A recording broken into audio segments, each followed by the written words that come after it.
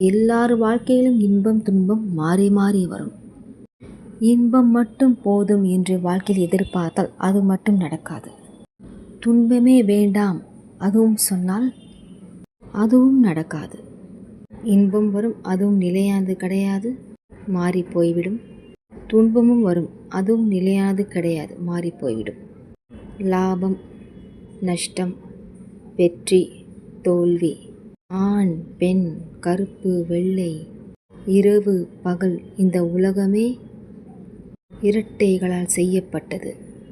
சுகமும் நிரந்தரம் கிடையாது, துக்கமும் நிரந்தரம் கிடையாது. ஆனால் இந்த துக்கம் எப்படி பெருசாக்குது?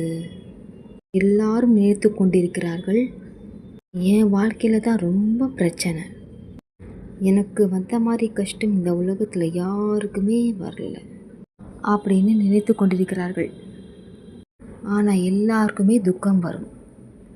அந்த துக்கத்தை நம்ம எப்படி பெரிதுபடுத்திக்கிறோம், எந்த விதமாக அதை நம்ம நேர்கொள்றது, அப்போ தான் அது பெருசாகுது. தமிழில் கூட சொல்லுவாங்க, பொறுத்தார் பூமி ஆழ்வார்னு. பொறுமையை கடைபிடிக்காவிட்டால் அந்த பிரச்சனைகள் வரும்போது பிரச்சனையை நம்ம பெருசுப்படுத்தி விடுவோம். பகவத்கீதையில் கிருஷ்ணர் அர்ஜுனருக்கு சொல்கிறார், எப்படி ரியாக்ட் பண்ணுறோம், எப்படி எதிர்கொள்கிறோம் என்பதை வைத்து தான் நம் பிரச்சனை பெருசாவதும் சின்னதாவதும் இருக்கிறது. ரொம்ப அதை யோசித்து மனதில் வருத்தி கொண்டு அதை பற்றி அழுது புலம்பி இப்படியெல்லாம் செய்தால் அந்த பிரச்சனை பெரிதாக உருவம் எடுத்துவிடும். நடந்ததா, சரி பரவாயில்ல, நாளைக்கு சரியாயிடும் என்று பொறுமையுடன் காத்து கொண்டிருந்தால் அந்த பிரச்சனை தானாக சரியாகிவிடும். சைதன்ய மகாபிரபு தான் சொல்கிறார், ருணாதபி சுனீச்சேன தரோரபி சகிஷ்ணுனா.